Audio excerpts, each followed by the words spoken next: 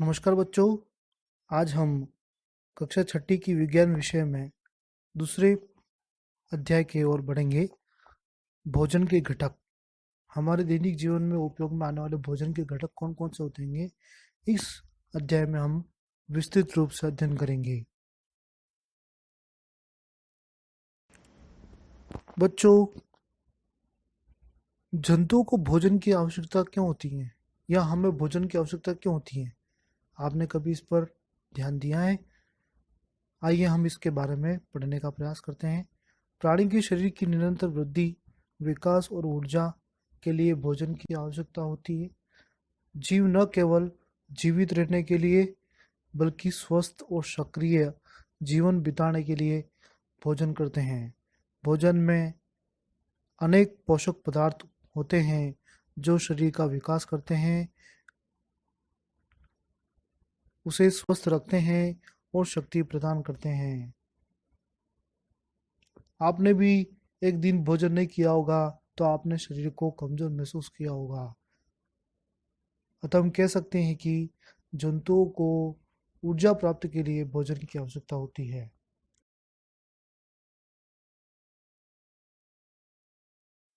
बच्चों, हमने खाद्य पदार्थों के बारे में पिछले अध्याय में विस्तृत रूप में पढ़ा था। कच्ची सामग्रियां एवं उनके स्रोत कौन कौन से होते हैं, हमें कौन से भाग से प्राप्त होते हैं। अब हम खाद्य पदार्थों में कौन से घटक होते हैं, क्या होता है, उनके अंदर कौन से पदार्थ पाए जाते हैं, उनके बारे में पढ़ेंगे। प्रत्येक व्यंजन एक या अधिक प्रकार की कच्ची सामग्रियों से बना होता है जो हमें पादपों या जंतुओं से मिलते हैं। इस कच्ची सामग्री में हमारे शरीर के लिए कुछ आवश्यक घटक होते हैं। इन घटकों को हम पोषक पदार्थ कहते हैं। हमारे भोजन में मुख्य पोषक कार्बोहाइड्रेट, प्रोटीन, वसा, विटामिन तथा खनिज लवण होते हैं।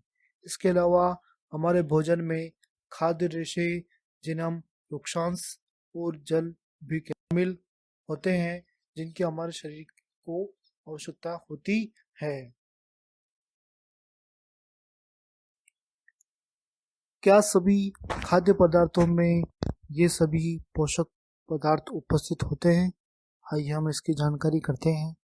कुछ साधारण विधियों से हम ये जान सकते हैं कि कच्ची सामग्रियां या पके हुए भोजन में कौन सा एक या अधिक पोषक पदार्थ उपस्थित है। कार्बोहाइड्रेट, प्रोटीन तथा वसा के परीक्षण अन्य पोषकों के परीक्षणों की अपेक्षा आसान होते हैं। आइए हम भोजन के घटकों के परीक्षण करने का प्रयास करते हैं।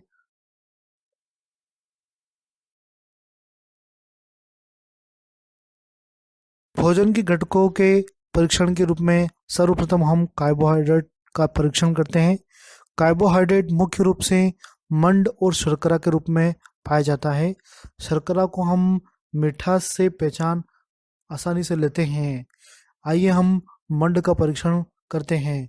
मंड का परीक्षण करने के लिए हमें सामग्री के रूप में नमूने के रूप में गेहूं का आटा, केला, बेसन, टिंचर, आयोडीन, ड्रॉपर आदि की आवश्यकता होती है। प्रक्रिया: एक नमूना हम प्लेट में लेकर इसमें ड्रॉपर की सहायता से 3 टिंचर आयोडीन के डालने पर यदि नमूने का रंग नीला काला हो जाता है तो यह मंड की उपस्थिति को दर्शाता है। इस प्रकार हम ये निश्चित कर सकते हैं कि उक्त नमूने में कार्बोहाइड्रेट उपस्थित है। अब हम आगे की ओर बढ़ते हैं। प्रोटीन हमारा दूसरा घटक है।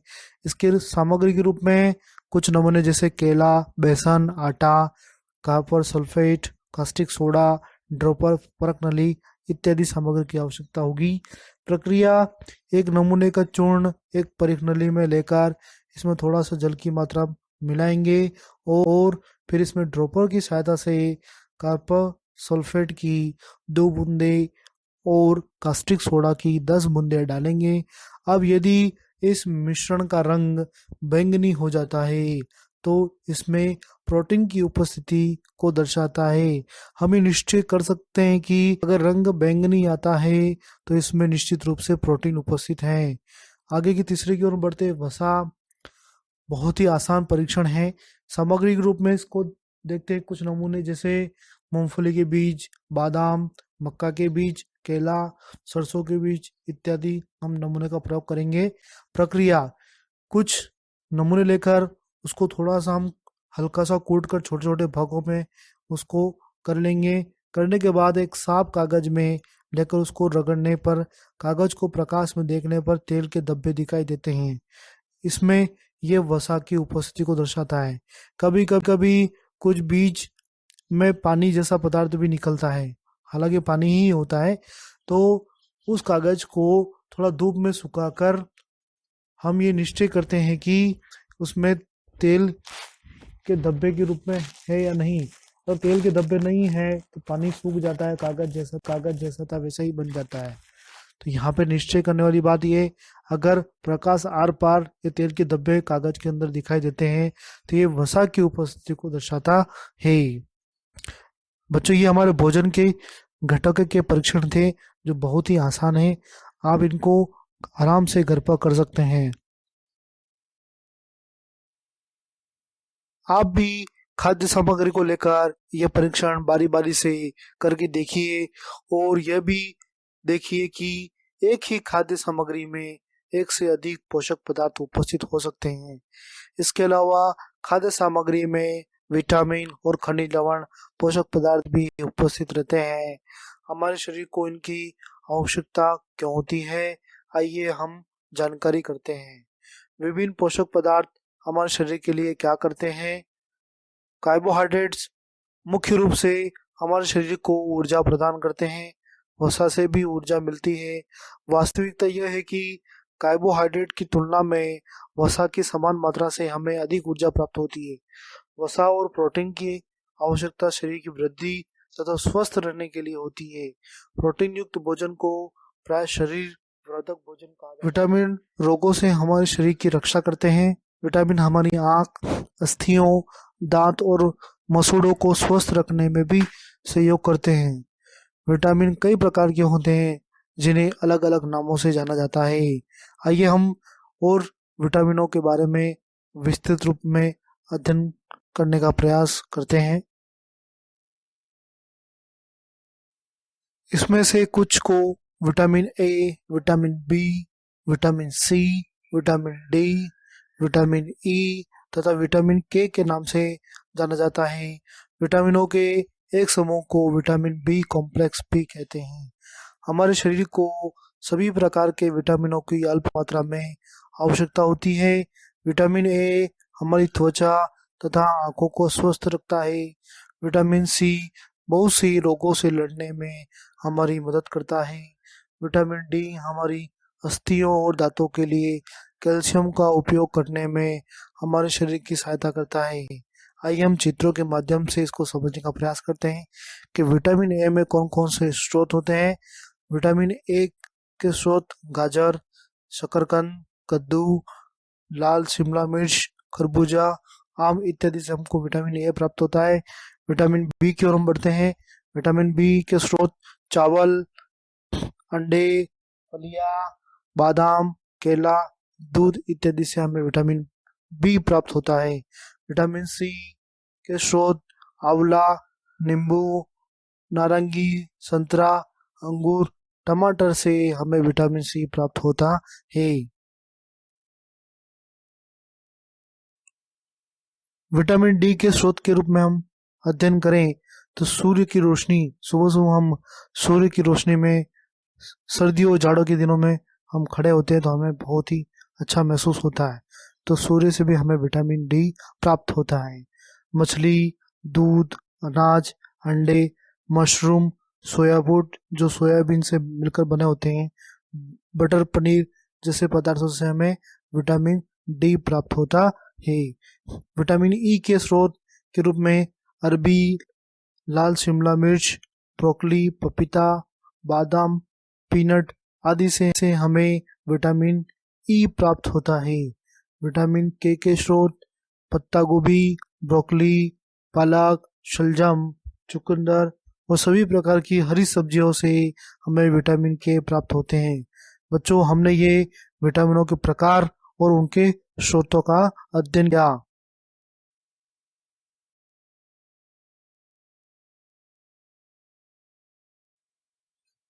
आइए हम आगे की ओर बढ़ते हैं। खनिज लवण जो हमारे आवश्यक पोषक पदार्थ हैं, इसके बारे में हमने आगे पढ़ा था। हमारे शरीर को खनिज लवणों की आवश्यकता अल्प मात्रा में होती है।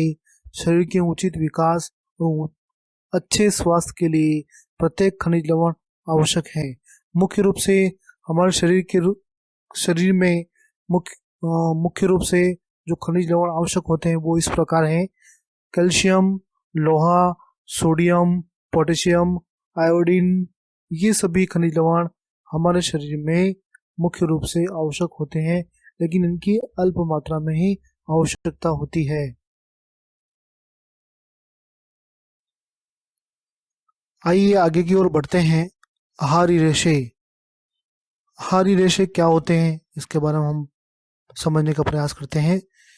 इन पोषक पदार्थों के अलावा हमारे शरीर को आहारी रेशों तथा जल की भी आवश्यकता पड़ती है। आहारी रेशे वृक्षांश के नाम से भी जाने जाते हैं।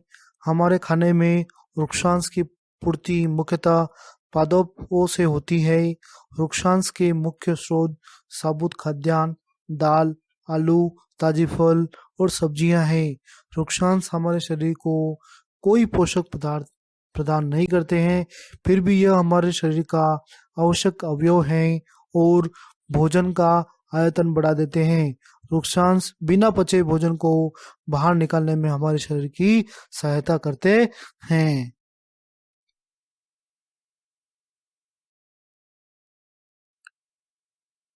बच्चों, जल से आप भली भांति परिचित हैं।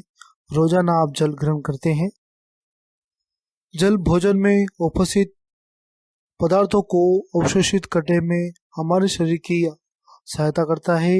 यह कुछ अपशिष्ट पदार्थों जैसे कि मूत्र तथा पसीने को शरीर से बाहर निकालने में सहायता करता है। सामान्यतः हमारे शरीर को जितने जल की आवश्यकता होती है वह हमें उन वस्तुओं से प्राप्त होता है जिन्हें हम द्रव के रूप में लेते हैं, जैसे कि दूध, जल और चाय।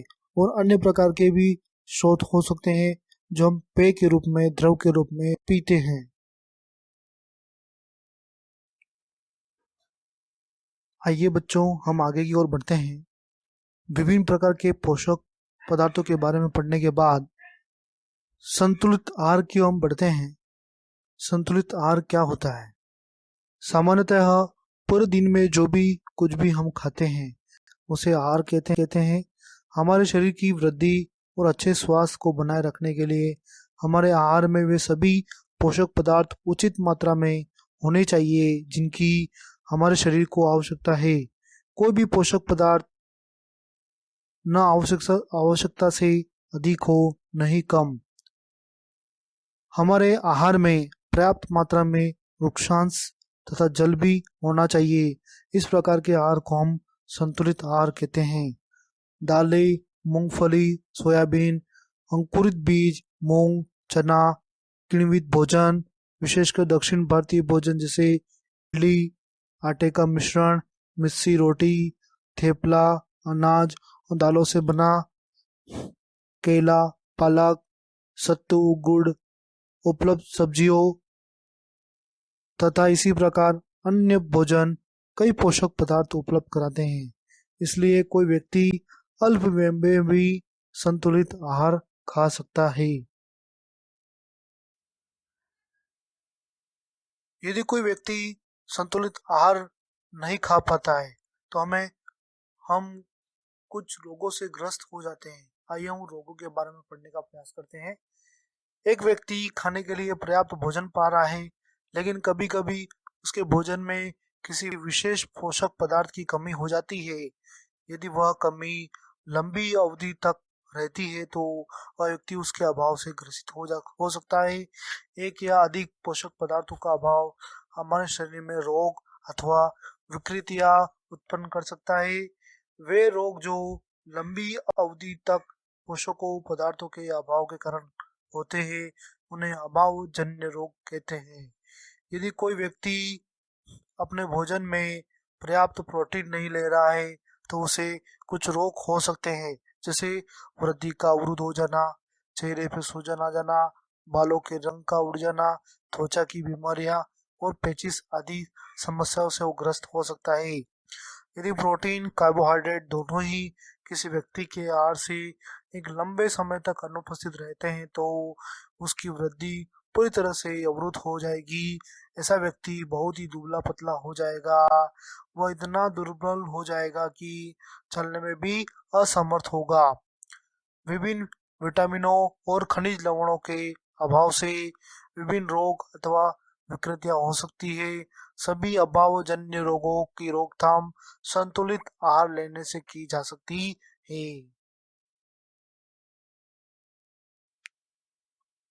आइए आगे हम बढ़ते हैं। विटामिन और खनिज लवणों के अभाव के कारण होने वाले कुछ रोग और विकार के बारे में अध्ययन करने का प्रयास करते हैं। हमने अभी पढ़ा कि भोजन में, संतुलित आहार में कुछ पोषक तत्व की लगातार कमी होने से कुछ विकार या अभावजन्य रोग हो जाते हैं। वो रोग कौन से होते हैं? दी गई अगली सारणी में विटामिन और खनिज लवण, अभावजन्य रोग और विकार और उनके लक्षण यहाँ पर दर्शाए गए हैं। विटामिन ए की हम बात करते हैं तो अभावजन्य रोग के रूप में क्षीणता, दृष्टिहीनता इसका विकार होता है। लक्षण: कमजोर दृष्टि, अंधेरी रात में कम दिखाई देना और कभी कभी पूरी तरह से दिखाई नहीं देना, ये बंद हो जाना इसका लक्षण है। विटामिन बी की ओर बढ़ते हैं। इसमें विकार बेरी के रूप में हमें रोग हो जाता है। लक्षण इसकी दुर्बल पेशियां और काम करने की ऊर्जा में हो जाती है। विटामिन सी, स्कर्वी रोग से हम ग्रसित हो सकते हैं।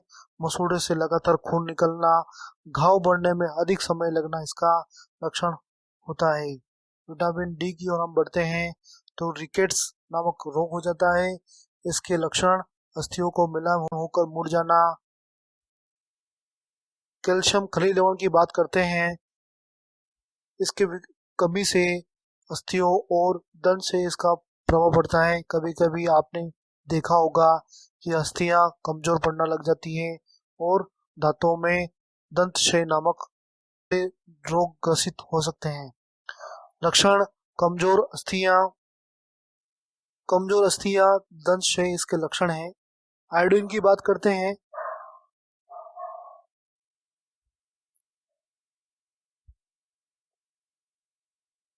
आयोडीन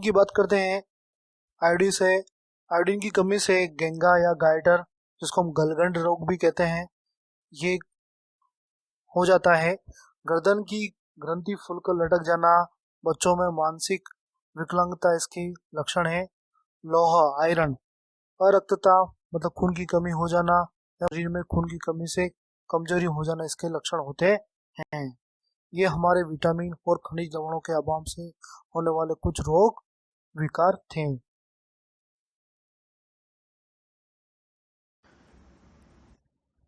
आशा है कि आपको ये वीडियो पसंद आया होगा। इस वीडियो को देखने के लिए धन्यवाद। लाइक एवं सब्सक्राइब जरूर करें।